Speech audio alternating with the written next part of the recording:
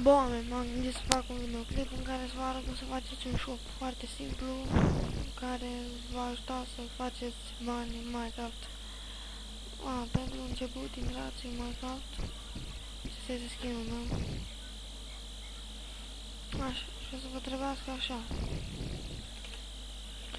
Și nu mă merge atât de greu. Să trebuiască să faceți mai întâi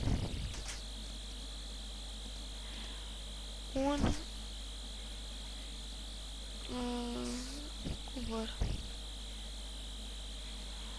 După ce ați făcut cuvărul, vă va mai trebui un semn.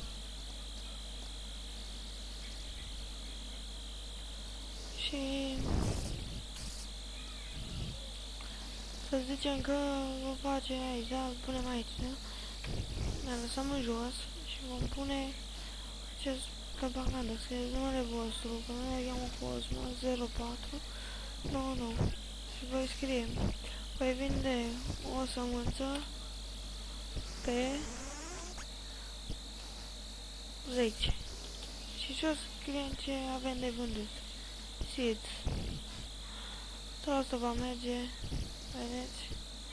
Dar dacă nu veți pune seed-uri, nu va merge să vinzi, de exemplu, dacă iau seed-urile și voi pune zahăr, nu va merge să vinzi seed-urile.